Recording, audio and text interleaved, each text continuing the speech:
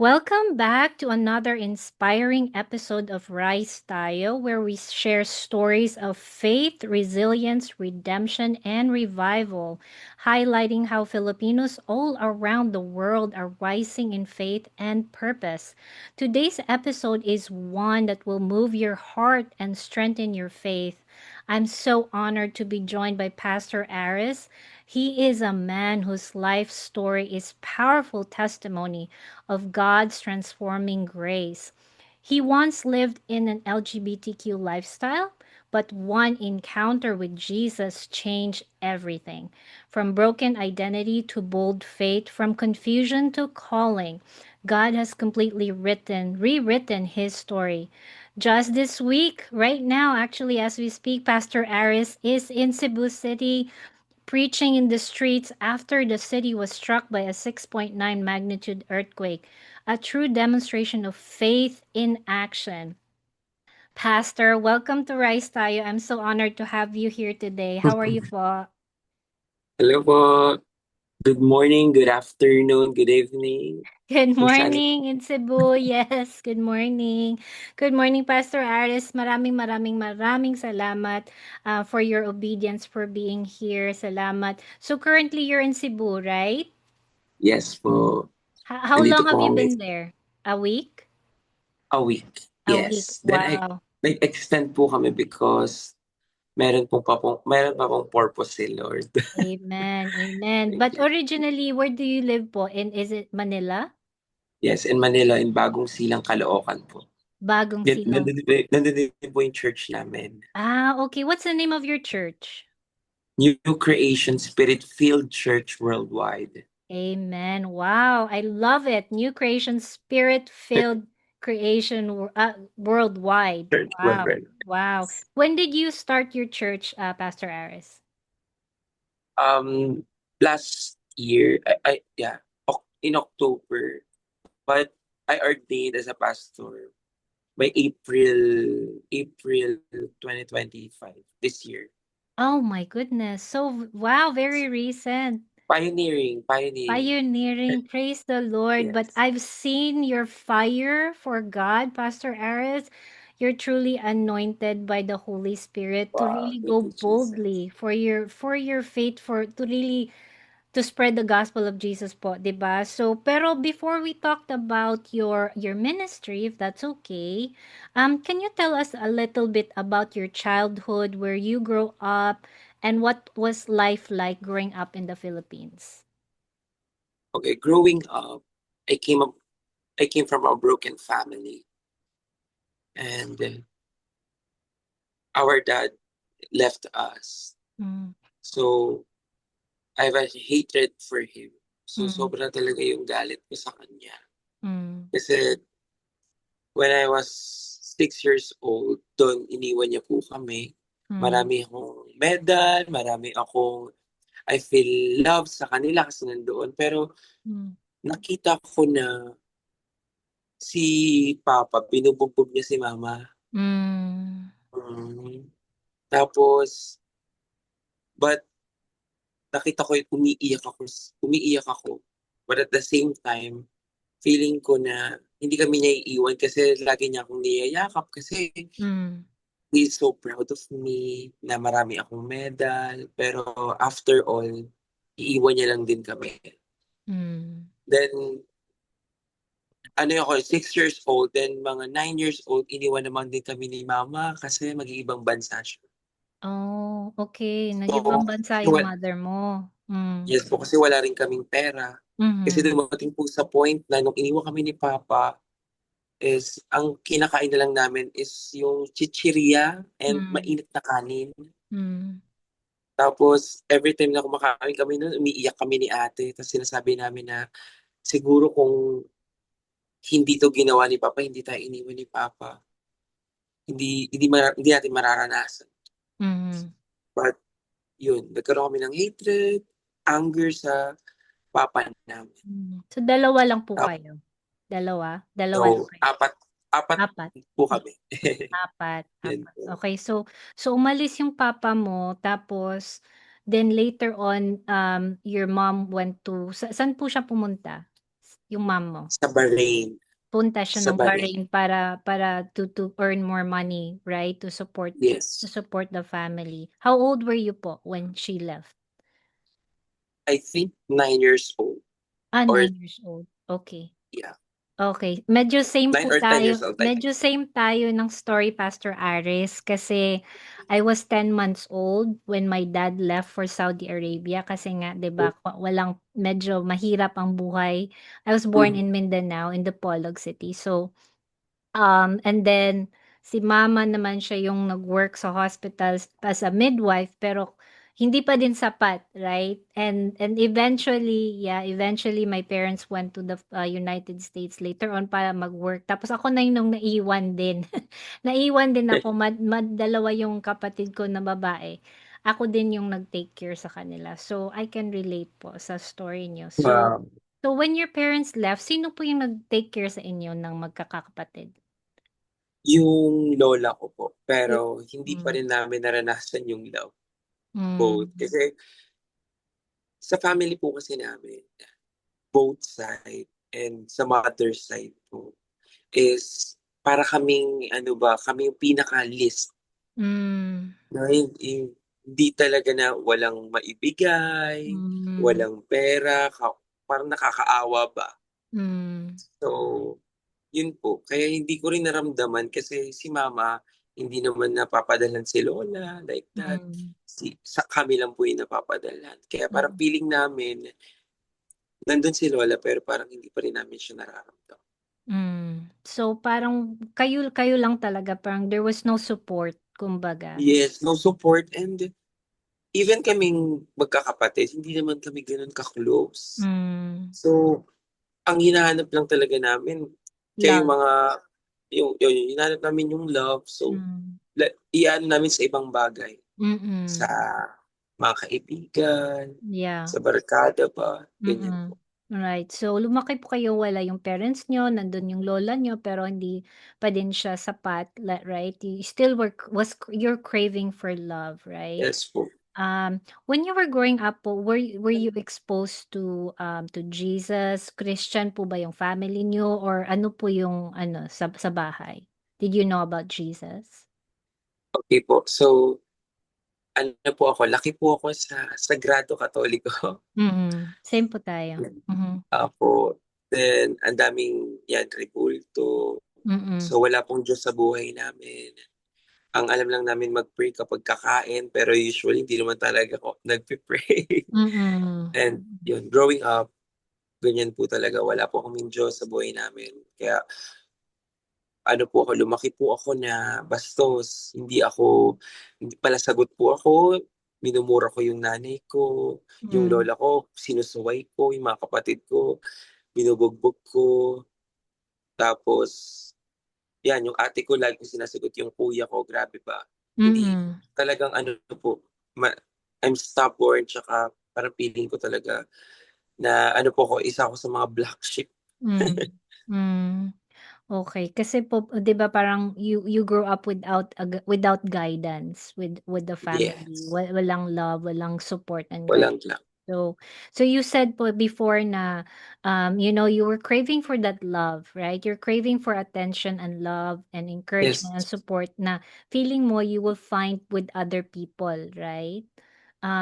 Is that how you started with, I don't know your full story kaya gusto ko sa hopefully, we can discuss that. Is that how you started with, other things like when you grew up, like homosexuality and all that, or how did that happen? yes. So, yun po yung dahilan kasi I was craving for love, I was looking for love, and lagi kong hinahanap yung lalaking magmamahal sa akin.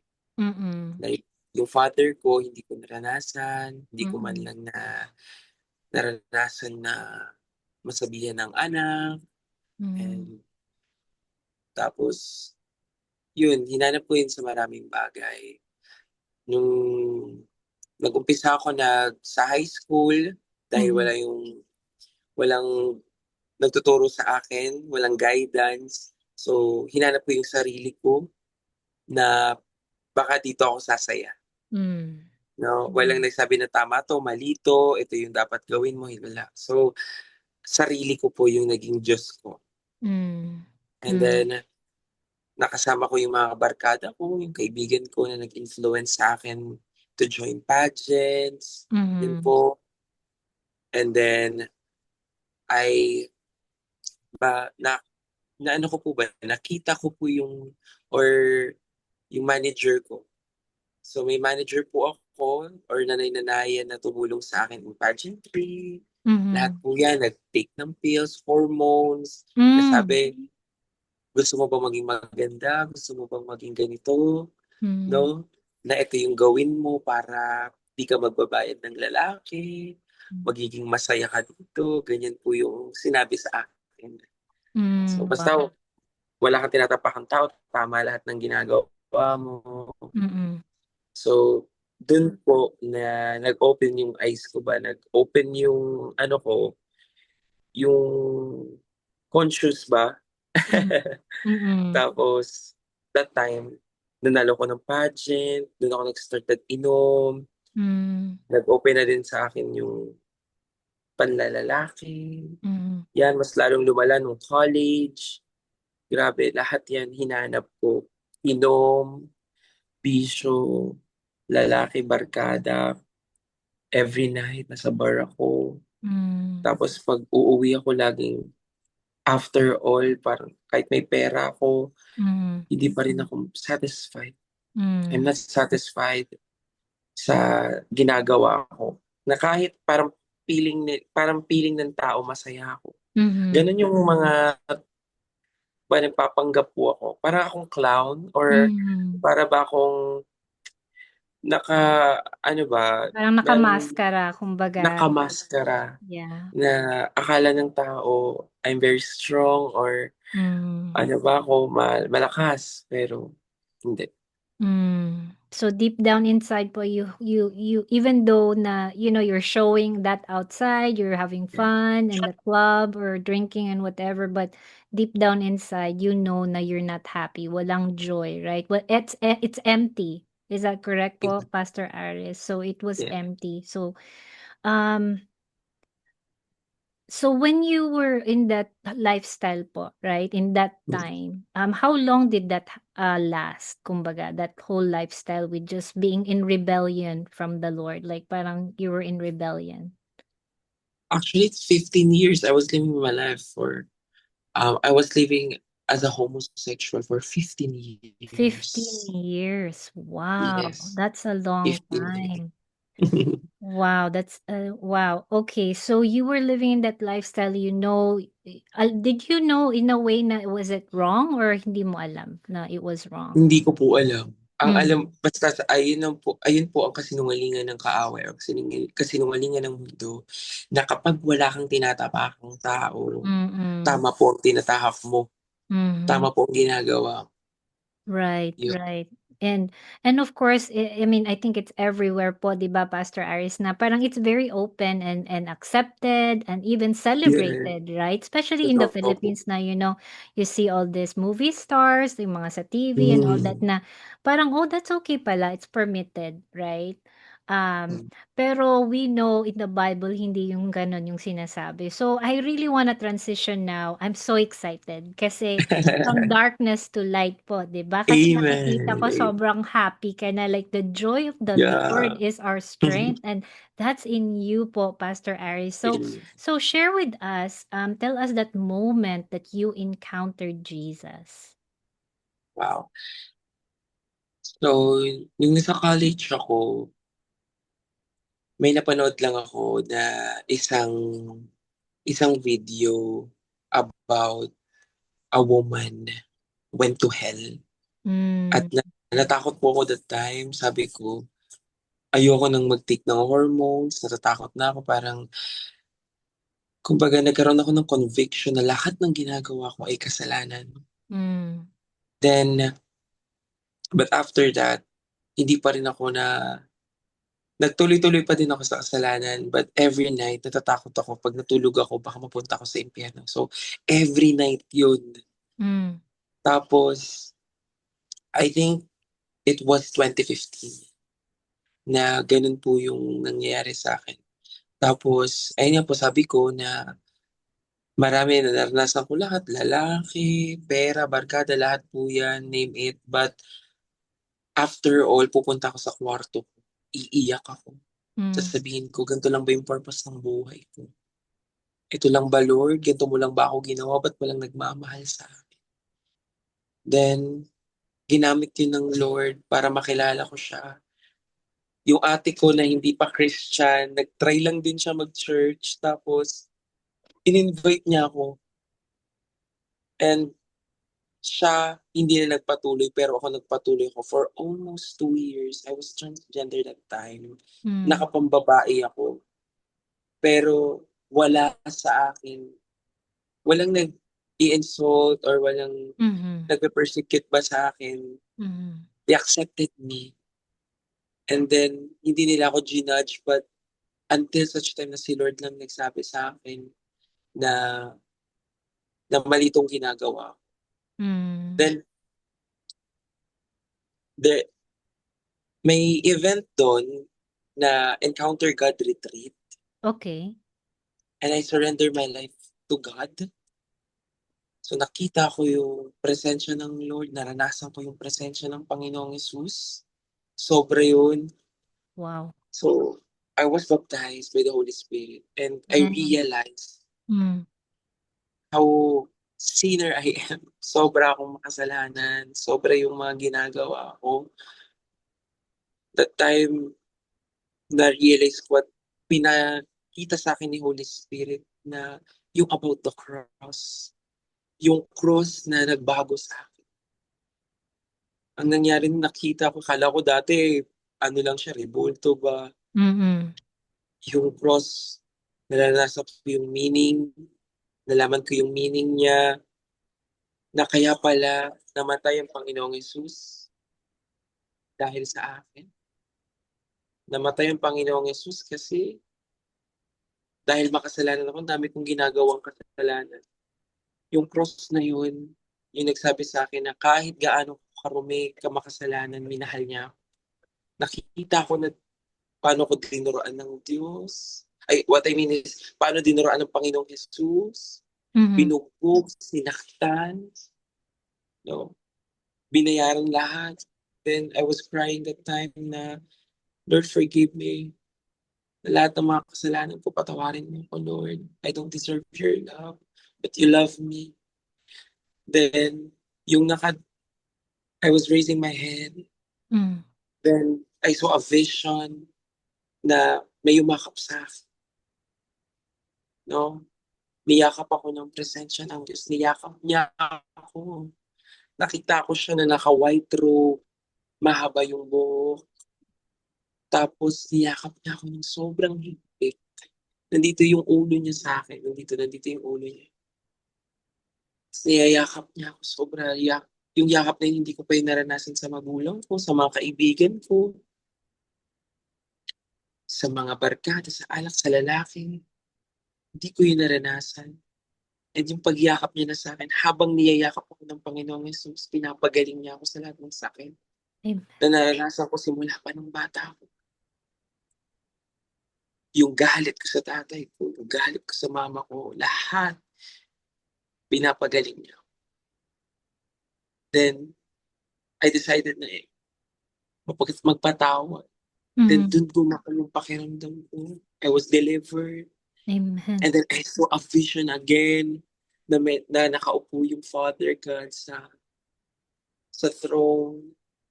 Then, ang daming anghel, sobrang daming anghel na nagpapalakpakan. Then God told me, you are my son. Amen. Hallelujah. Amen. For the first time in my life na may tumawag po sa aking anak. Oh, At doon ko na-realize na anak ako ng Diyos, lalaki pala ako, lalaki pala ako. So, doon ko na napatawad yung tatay ko. Then I decided to follow the Lord. And then, nagpagupit ako, sabi ko, Lord, kung matagal akong ginamit ng kaaway, magpapagamit ako lalo sa iyo. wow. Yeah. So yung pag-uwi ko that time, Sabi ko, Lord, I decided to follow you. Mhm. So pag-uwi ko, pinatawad ko, niyakap ko yung mga kapatid ko, niyakap ko si mama, nag-sorry ako sa kanilang lahat. Nagulat sila lahat. Hmm. Nagulat sila lahat sa pagbabago ko. Wow. And umiiyak sila. And Mhm. I don't know, because I'm overflowing with the love Mhm. of God. I'm Amen. filled with the Holy Spirit. Hindi ko man lang hinihingi yung mag-sorry sila sa akin. Ako Correct. ang nag-sorry sa kanila. Amen. Because I'm filled. Even yung mga tita kong kaaway ko, yung mga pamilya ko, pumunta sila that time, niyakap ko lang sila. Then nag-iiyakan. I don't know. Grabe yung nag-overflow yung love ni Lord Jesus. And yun. Yun po yung Wow. ano. Wow. Wow, Pastor Aris, grabe yung, I'm so grateful for your testimony. Naiyak na ako actually when you're sharing because all of us want to feel loved. Right? Yeah. Yun talaga, eh, parang core sa atin na when God made us in His own image, right? God made us in His own image. But just like you said, yung enemy, si Satan, yung mga lies galing sa kanya na ganito, ganyan, iba ka, hindi ka ganyan, right? Pero when you, and I love what you said earlier na nung pumunta ka ng church, hindi ka nila kinondem. Yes Right. po. They Yes, embrace sobra. you, they love you, they accepted you, and because of that love and really it wasn't that they are con parang hindi naman na nag-a-approve sila sa lifestyle mo, right? That's not what Mhm. it was. It was really Yeah. showing the love of Jesus and letting the love and the word of God transform your heart, right? Kasi heart issue naman po talaga, 'di ba, Pastor Aris, Yes. na it's really in the heart and when you realize, sinabi mo kanina na, "Oh my goodness, I realized na makasalanan pala ako, kaya pala namatay si Kristo for me. That's why Jesus died on the cross for me." Kasi sometimes most of the time, 'di ba, we hear that na, "Oh, Jesus died for our sins," pero hindi siya naiintindihan ng marami. Ano ba Opo. talaga ang nangyari, right? So, bakit kailangang mamatay? Bakit kailangang i-mock si Jesus? Bakit kailangan siyang, they flog him and all those suffering that he went through, right? Para pala yun sa atin. And And it's so amazing. I'm feeling the Holy Spirit right now. Thank you, Jesus. Na when you experience the love, not just the love of Jesus, but the transformation of the Holy Spirit, you were baptized by the Holy Spirit. Wow, praise the Lord. And that's why you transform nung umuwi ka na, right? Like umuwi ka na, na-shock sila sa'yo na, "Oh my goodness, ano ba 'tong nangyari kay Aris?" Like you were hugging everyone and you were asking for forgiveness. You were not Yes. waiting for them to ask you forgiveness. You are the one who are asking forgiveness. And having that reconciliation with your family po, right? Like so beautiful because just like you said, your heart was overflowing with the love of Jesus and you saw out visions of Jesus. And I was so touched nung sinabi mo na finally may nagsabi sa iyo, "Anak, you are my son. You are my Yeah. Oh, praise Jesus. Hallelujah. Salamat, Lord. Thank you, Jesus. Grabe. Thank you, Oh, Jesus. um, so now I understand kung saan yung galing yung boldness niyo po. Your power is from the Holy Spirit. So I wanna Amen. transition there kasi yun na nga, you gave your life to Jesus and sinabi mo pa, "Lord, ginamit ako ng kaaway, pero no, now I want you to use me for your glory." So Amen. how did you start your ministry? How did you become a pastor? What made you do that? Way back 2017, that was 2017 when I encountered the Lord Jesus. Hmm. And ginamit ako ng Lord. Ginamit ng Lord yung testimony kong, kumbaga, basura at pinaganda niya yun. Sabi ko nga na sa daming tao, ako yung kinakabagan ng Diyos, ako yung kinawaan ng Panginoon. So way back 2017, doon na nag-boom din yung testimony ko na Hmm. napunta sa TV, and God used me to evangelize to many um, sa iba't iba ding lugar like provinces. Mhm. Tapos do'n po nag-start na magkaroon po ako ng heart of Jesus. The heartbeat of Jesus is soul. So, yun na kung ako pinatawad ng Diyos, kung ako minahal ng Diyos, even sila kaya ding mahalin at patawarin, baguhin ng Diyos. Kaya that's the message. For God so loved the world that He gave His only begotten Son, that whoever believes in Him shall not perish, but have everlasting life. So Amen. yun po yung bit-bit na message ko Mhm. until na nagtrabaho ako, ginawa ko na lahat. I was a ministry head. May ministry po ako before na mga LGBT. Mhm. So, binago din sila ng Lord. Wow. But, yes. So, to make the long story short, naging maayos yun, naging maganda. But, there's something in me na may burden Hmm. na hindi lang ito. But, that time, I was working at the same time. But I have a burden to have to full time. Mhm. Kasi parang ayokong malayo na sa Panginoon, sobrang busy ko na. So that time it was 2023. Hmm. So for almost 5 years, I Mhm. think yes, 5 years, 6 years na doing ministry at the same time I'm working also. But I have a burden na Lord, hindi lang ito yung dapat kong gawin. Parang nauuhaw pa ako. Hindi ito dapat. Kumbaga, I'm preparing Mhm. na God prepared me for something better. For my calling. Your Actually, calling. Yeah. yeah, for my calling. Then, wala akong, kumbaga, I was empty, I felt empty, na even yung mga client ko, even yung mga ano ko, yung mga kinakausap ko, wala na akong desire, na wala sa akin yung desire, na magtrabaho ba? Hmm. And sabi ko, Lord, anong gagawin ko, Lord?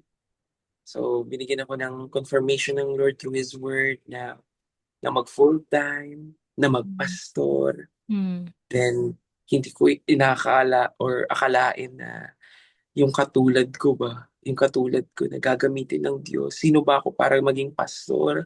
Sino ba ako para gamitin ng Panginoong Jesus?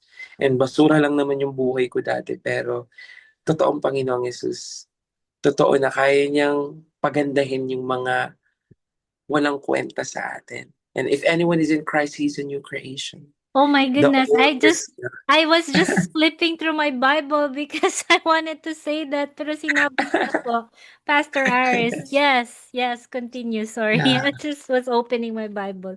Go po. Yun yung Anyone is in that's Christ, 2 Corinthians Corinthians 5:17. 5:17. Yes, amen. If If therefore anyone if is in anyone is in Christ, Christ, the new he's a creation new has come, creation. the old has gone, the Amen. new is here. Wow. Praise Amen. the Lord. So, God called you talaga parang in those 5 years, I think He was preparing you, right? He was sanctifying you, pruning you, making you parang while you're in ministry, serving others. Pero you felt, meron po yung parang burden nga sabi mo, Pastor Yeah, Aris, na parang, I think I have to do more for the Lord, right? And yeah, and so you felt the calling of becoming a pastor, and you said you started your church last year po, right? yes. Last year. And where is your church, the location of your church? Bagong silang Caloocan City. Bagong Silang, Caloocan City. Caloocan City. Manila Yeah, po, sa Manila. Manila. Okay. And so since you opened the church, how many you think are the members of your church now?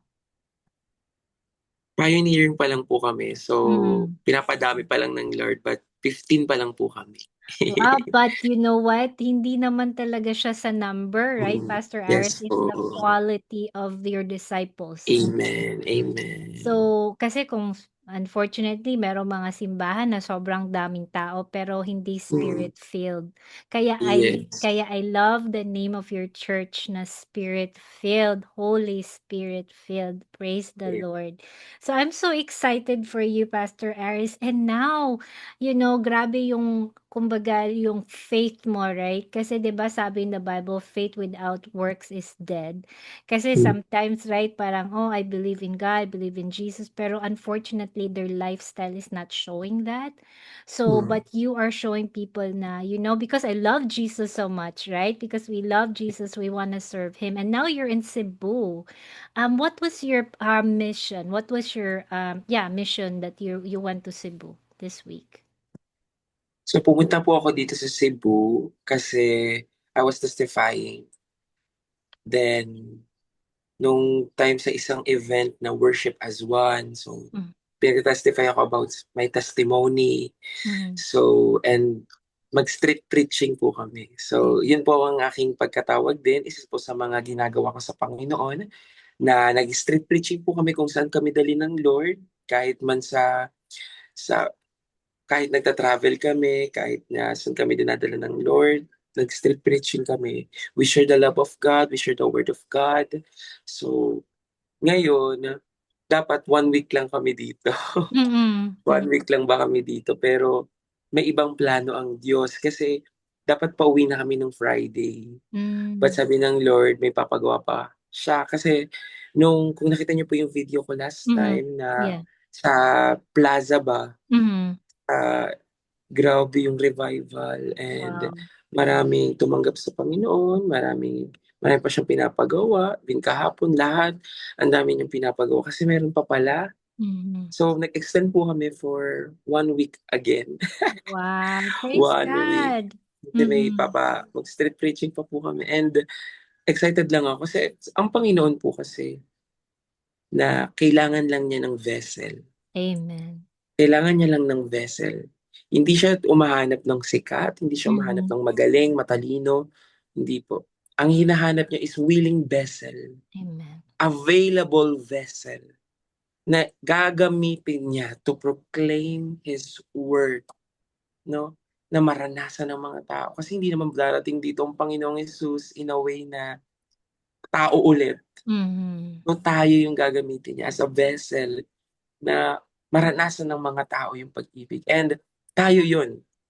Iba-iba tayo ng calling, but iisa yung layunin natin na ipagamit yung buhay natin at maranasan ng mga tao yung pag-ibig ng Panginoong Jesus and to share the salvation to everyone.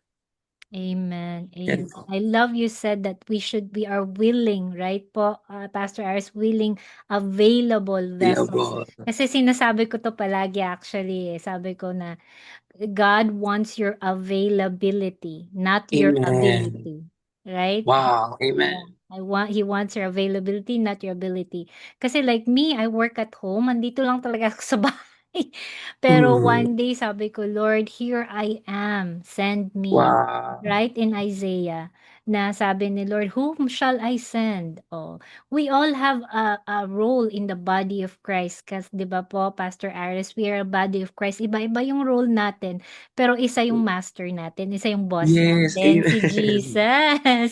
Amen. Jesus Amen. yung boss natin. Kaya sobra yung I mean, here's the thing, hindi nga 'di ba, hindi don't know me, hindi din kita kilala, pero kasi yung Holy Yeah. Spirit na nandyan kay Pastor Aris and in here in me and all the body of Christ, yun yung nagko-connect sa atin. Kaya sobra yung Amen. 'pag nami-meet natin, even not even personally, kahit sa Zoom lang, grabe mafi-feel mo yung love, mafi-feel mo Totoo po. yung, "Wow, Holy Spirit, ito yung kapatid ko." Like, gusto ko maiyak today.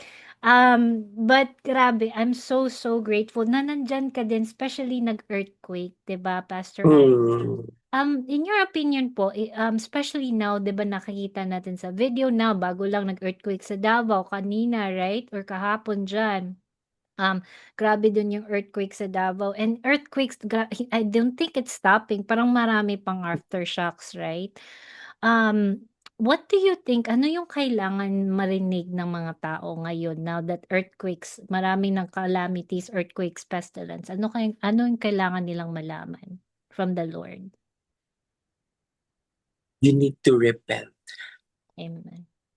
So, yun yung pinaka-message ng Lord is why He allowed this to Hmm. happen. Na He's shaking. Mhm. I mean, sinishake niya yung Philippines, no? Because in Second Peter chapter 3 verse 9, he's waiting patiently Mm. for you to repent. Amen. So that that's his heartbeat, no? To save those who are lost, to seek to find those who are lost. So, yun yung ginagamit ng Panginoon. Kasi kung isipin mo, ang dami nagsasabi pag ganito na yung nangyayari, lindol na, Mm. Lord help me. Pero hindi naman nila tinatawag ang Panginoon. Hindi Mhm. naman talaga nila tinatawag ang Panginoon kahit kapag okay yung buhay nila. Mhm. So, malalaman lang talaga natin na ang tao talaga kapag wala ang Panginoong Hesus, walang kwenta ba? Mhm. Or they can do nothing Mhm. without God. Correct. So, yun lang yung totoo, that's the reality. Na without God, we can do nothing. Mhm. We are nothing without God. So, the message is repent because Jesus is coming very soon. And ayaw niyang mapahamak ang lahat. Ayaw niyang mapahamak. He doesn't want for you to perish. Ayaw niyang mapahamak ka. Ayaw niyang masaktan ka. Ayaw ka niyang mahirapan because hell is a real place, is a Mhm. serious place na ang tao doon, maraming maraming entrance sa impyerno pero there's no exit in hell. So, ganun kaseryoso.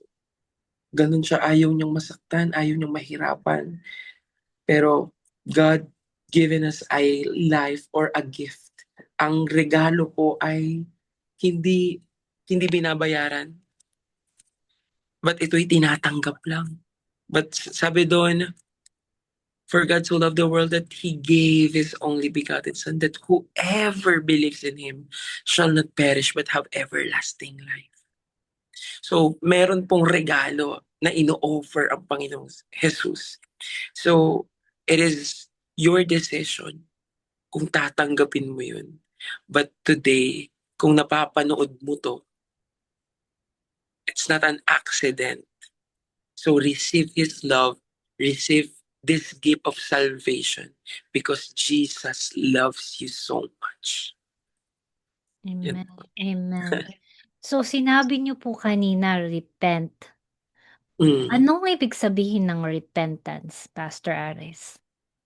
Repent, it means changing your mind. Changing your mind, changing your ways, your old lifestyle, and turn back to God. So, tatanggalin mo lahat, isusuko mo sa Panginoon, i-change mo yung mind mo like, Lord, makasalanan ako, mali yung ginagawa ko, sinasaktan ko yung puso mo. Actually, may isang pina-realize sa akin ng Panginoon na dahil sa makapangyarihan ang Panginoong Yesus, He's an omnipotent, He's a Mhm. powerful God. So, yung kasalanan, hindi niya kayang ano yun yan?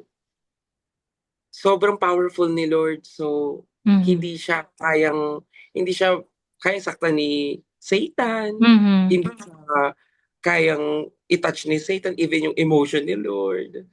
Pero, ginagamit ng kaaway yung tayo para masaktan ng Panginoong Yesus. And maraming bagay na pwedeng masaktan ng Panginoon. But this is an omnipotent God. Pero alam mo yung pinakamasakit na pinarealize sa akin ng Lord is kapag yung tao is sobra na yung kasalanan, hindi ang kasalanan ang nagpapasakit sa Panginoon. Pakinggan niyo pong mabuti. Hindi ang kasalanan ang nagpapasakit sa Panginoon, kundi ikaw, no? Kasi ayaw niya na nakikita yung anak niya na dahil sa kasalanan, nasisira yung buhay. So doon siya nasasaktan. Na every time na gumagawa tayo ng sin, because there's a consequences in sin. There's a wages of sin. And wages of sin is death, but the gift of God is eternal life. So, hindi pala, ang kasalanan pala ay hindi libre. Ay, what I mean is, May ano bayad. siya? May May bayad. bayad. Hindi libre, Mhm. may bayad. Ang bayad ay kamatayan, right? The wages of sin is Yes. death, but the gift Akala of ng God is tao, eternal life through Christ Jesus. amen. Akala ng tao, ano lang siya, libre. Mm. But hindi, may kabayaran at kamatayan ng kabayaran dahil gano'n ang nangyari sa Panginoong Yesus. Binayaran niya lahat ng kasalanan niya. So lahat ng mga, yun nga sabi ko, gift, but the Mhm. gift, free gift of God is eternal life through Christ Jesus. Wala kang ibang gagawin kundi mag-repent and turn your ways and turn back to God. Go back to God. Amen. Hallelujah. Amen. Hallelujah. Yes. So what Pastor Aris was saying, that was the gospel, guys. Kasi palagi naman nating we always hear this word gospel, right? Mhm. But most people don't understand what gospel is. And what Pastor Aris was sharing, that the wages of sin is death. So when we sin, right? When we make a mistake, kasi all of us, right, 'di ba, Pastor Aris, for all have sinned and fallen short of the glory of God. Tayong lahat, right? Walang exemption, right? Ikaw, ako, tayong lahat makasalanan. Kahit anong kasalanan pa yan, everybody sins. We all fall short. So when we sin, we are eternally separated from God, right? Why? Kasi God is so holy. So, kung holy si Lord na nasa langit, right? God cannot God cannot entertain sin. God cannot look at sin. Yes. Hindi pwedeng pupunta sa langit ang sin. Okay? Right? So, the reason that yung sinabi ni Pastor Ice na John 3:16 na marami sa atin nakakaalam, for God so loved the world that He gave His only begotten Son, that whosoever believes in Him shall not perish but have eternal life. Bakit niya binigay si Jesus, right? Kasi nga eternally separated tayo sa kanya kasi makasalanan tayo. So siya talaga ang he made a way for us Amen. to be reconciled with him. And that's only through his son Jesus Christ, 'di ba po? Sabi ni Lord na Jesus na John 14:6, I am the way, the truth and the life. No Amen. one no one comes to the Father except through me. So walang ibang pangalan, wala talaga. Pangalan lang ni Jesus Christ, and sabi ni Pastor Aris na it's a free gift, right? For Amen. we are saved through faith, through grace by faith, right? Well, hindi yung kasi sometimes other, kasi parang 'di ba Pastor Aris, I want you to speak also, kasi parang sinasabi nila, ano bang relihiyon mo? Yan yung Mhm. palaging many people ask me, ano na bang religion mo, Blanche? Nag-iba ka na ba ng religion? Ang Ah, sinasabi ko palagi, hindi religion ang nakaka-save sa atin. Can you explain that, yes. Pastor Aris? Okay. Born again Christian is not a religion, Amen. but it's something that you must experience. Amen. Wow, I love that. So, born again, it means you born again. Mhm. Yun din po yung na-realize ko that time na nung na-encounter ko ang Panginoong Jesus when I was baptized by the Holy Spirit, para talaga ako naging bata. Oo, yes. Para lahat ng ways ko, lahat ng mga perception ko, lahat ng mga natanim sa akin ng kaaway, even in this world, nawala yun. Para ulit akong naging bata, para talagang ipinanganak muli. Hmm. So, ganun po siya. Doon ko na-realize na totoo pala talaga na yung yung Holy Spirit na need niya ng vessel at sabi po sa Ezekiel na He will give you a new heart. Oh, yes. Yeah. He will give you a new heart that yung stubborn na heart mo, it will replace to a obedient heart. Amen. Yung puso ba na laging sinasaktan ng Diyos, pero papalitan ng masunuring puso. Hmm. Hallelujah. So, ganun siya katindi. So, and kung ikaw naguguluhan ka pa, huwag mong hanapin yung religion para may samahan ka lang, para malaman lang, magkaroon ka lang ng alam, no? naranasan ko ang Panginoon, na-experience ko ang Panginoon kasi that time, I'm in the lowest point of my life. And depression, anxiety, Mm. I felt empty. But lahat ng yung naranasan ko na yun, pinalitan niya na and I am filled with the Holy Spirit. I'm filled with love. I'm satisfied with my life. Even up to this day, I'm in love with Jesus. Amen. So born again is not a religion. It's something you must experience. So Experience. you must experience Jesus. You must experience the love of God. Na yung matagal mo nang hinanap, like what I've said, na matagal kong hinanap yung lalaking magmamahal sa akin. Nasa Panginoong Jesus lang pala yun. Amen. Hallelujah. Wow, beautiful. I love it. And it's in John 3. I'm gonna read John 3:5. Jesus answered. Ito yung he was talking to Nicodemus. Jesus answered, "Very truly I tell you, no one can enter the kingdom of God unless they are born of water and the Spirit. Amen. Flesh gives birth to flesh, but the spirit gives birth to spirit." Because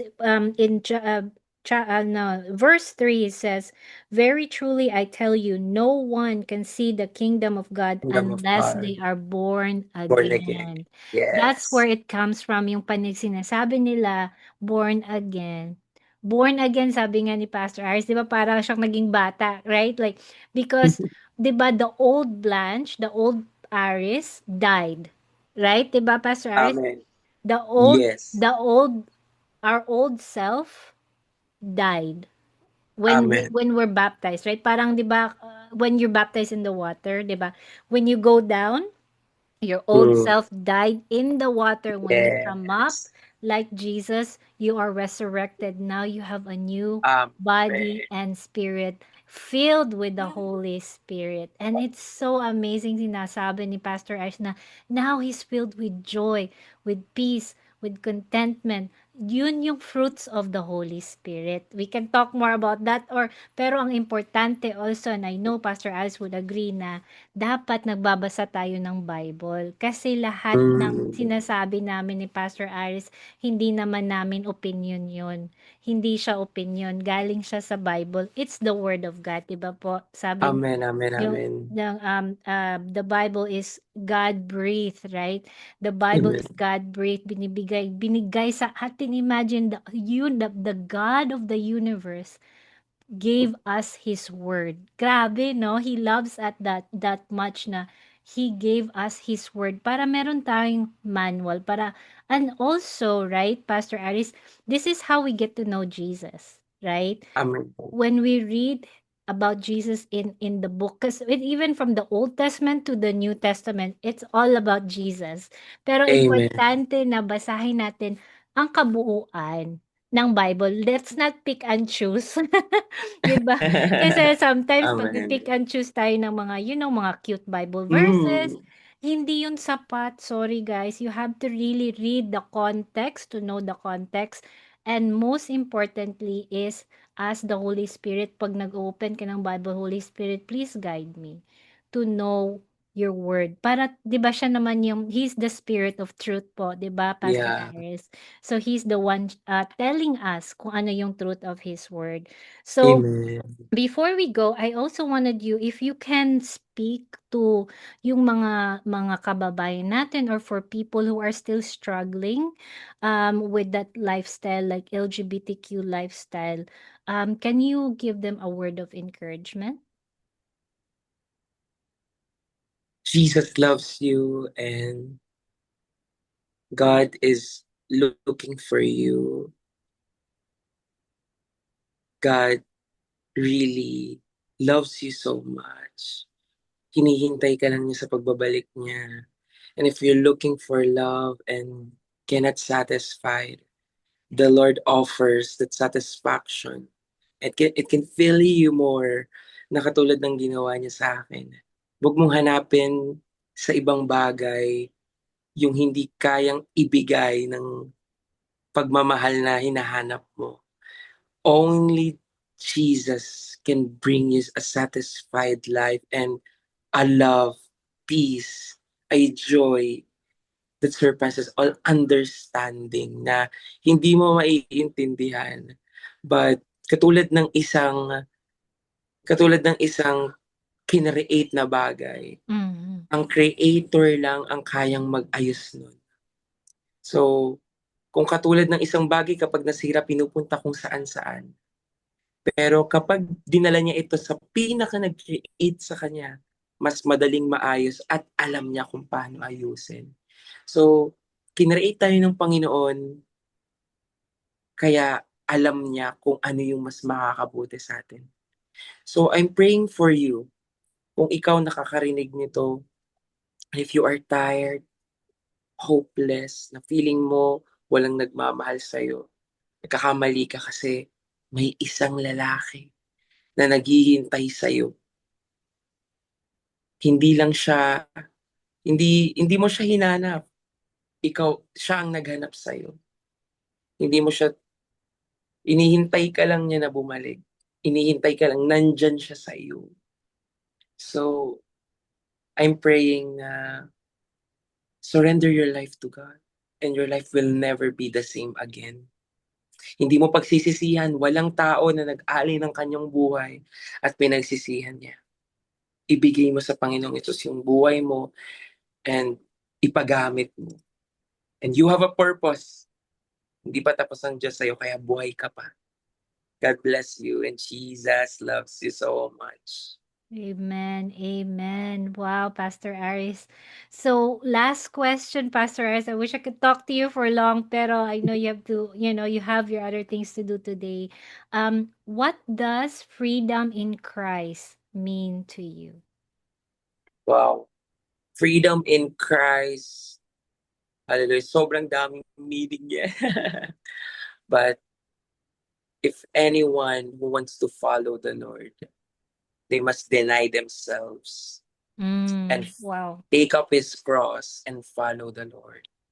So ang freedom po is hindi siya one-time experience. Mm-hmm. Freedom is every day. You must choose freedom because every day merong temptation. May ino-offer si Satan because nasa mundo pa tayo ng puro kasalanan. But Yes. freedom, pwede kang mabless sa picture ko, pwede kang mabless no sa nangyari sa buhay ko. But yung freedom is every day. Amen. No, araw-araw pinipili. So yung freedom is kaya dapat kasi sabi nila paano yun Pastor Aris, paano ka na for 8 years kasi 8 years na po ako sa Panginoon, for 8 years din na po ako ng lalaki, nawala yung desire, nawala yung pag-iinom, nawala lahat ng bisyo, nawala lahat yan pagkakaibigan sa mga lifestyle ba, paano mo na-maintain yun? So by the Holy Spirit, Amen. my relationship with God. So many people say that I cannot hear God. No, I don't feel His presence. But they do not open the Bible. No, Mm. sasabi nila, hindi ko naririnig si Lord, hindi ko nararanasan si Lord, pero hindi naman nila binubuksan yung Bible nila. So, every time, I always devote myself. I have a relationship with the Lord. So, every time na nag-spend ako in intimacy with the Lord, so I always felt or feel the freedom. Amen. Freedom means hindi yung sarili mo, hindi mo mararanasan yung sarili mo ba na katulad Mm. ko I have a false freedom na malaya ako kasi nakaamin ako sa sarili ko, no? Nakaamin ako kung ano yung nararamdaman ko. That's a lie from the enemy. Ang totoong kalayaan ay na kay Kristo. Ang kalayaan ay righteous, banal ang kalayaan. So, it only be found by the Lord. And sa Panginoon lang talaga na mararanasan yung totoong kalayaan. Wow. Amen. Amen. Beautiful. Now, Pastor Aris, how can our listeners connect with you or your ministry or support your work in the Philippines? How can they find you in social media or what other platform or website? Hallelujah. Sa privilege ko na masabi to kasi yun nga po, meron po ako pwede niyo po ako visit sa page na Pastor Aris New Creation or Pastor Aris sa page, sa FB page, sa mga social media platforms like TikTok, Instagram, and even sa Threads. Pastor Mm. Aris po ang name ko. So, yun. You can support me also. Yeah. Yes, Thank you. absolutely. Yeah. Absolutely. And I'll put all of your information po, Pastor Aris, in our description. And if it's okay with you, can you close us in prayer? If it's okay with you. Yes, yes, yes. Hallelujah. Father God, thank you for this wonderful morning that you have given to us. Your mercy are new every morning. Great is your faithfulness toward us. Salamat dahil ginising mo po kami. Salamat sa panibagong umaga. Tama, Lord, that you are faithful, God, na every time na binibigyan mo po kami ng pagkakataong magising, ay binibigyan po kami ng pagkakataong magsisi sa aming mga kasalanan. Father, thank you for this woman of God. Salamat, Lord, na sa obedience niya sa iyo, na ginamit niya tong platform na to, Lord, to share the word of God. I declared and I decree in the name of Jesus that the Lord will use you mightily Yes. more and spreading this word platform to many nations in the name of Jesus. Yes. Many souls will be saved through you in the name of Jesus. Yes. Salamat, Lord, sa pagpapagamit mo sa Kanya. And this platform, Lord, many souls will be saved. And I declared na itong message na to ay gagamitin mo, Lord, na mahanap yung isang kaluluwa, isang tupa na naliligaw, oh God, Yes, Lord. na darating tong sa point na, Lord, na magsisisi sila because this testimony and this the word of God na mag-strike sa kanila at magsisisi sa kanilang mga kasalanan. And they will feel love. Even yung presence mo tatago sa screen kahit nasan man sila because the Holy Spirit is omnipresent, God. Yes, Father. Na kahit nasan sila, mararanasan nila ang yakap mo, Panginoon Jesus. Mararanasan nila ang pag-ibig mo, Panginoong Jesus. Maraming salamat, Lord. Lahat po ng ginawa namin, Panginoon, ay ma-please ka lang. And to you be all the glory, all the honor, and all the praises. In Jesus' name we pray. Amen and Amen. amen. Amen. Thank you, Pastor Hallelujah. Aris. I pray blessings over you I and receive your it. ministry, your church. I also receive your prayer po. Salamat, maraming salamat. And may you be protected as you go with your where what God is leading you in Cebu, and many, many, many more will be touched by the Amen. I presence receive of it in God. Jesus' name. Praise the Lord, especially for a time such as this. So thank you, Pastor Aris, for your courage, humility, and obedience to the call of God. Your Amen. story reminds us that no one is beyond the reach of God's transforming love. Hallelujah. So if this episode bless you, please don't forget to follow Rise Tayo podcast and share it with someone who needs hope today. Also visit my website, it's blanchedidomenico.com, for more resources to help you rise in your purpose and calling. I love Revelation 12:11. It says, "We overcome him through the blood of the lamb and the word of our Amen. testimony, Oh, and we do yes. not Amen. love our lives to the death." So remember, you're an overcomer. Do not quit and then don't give in. See you next time.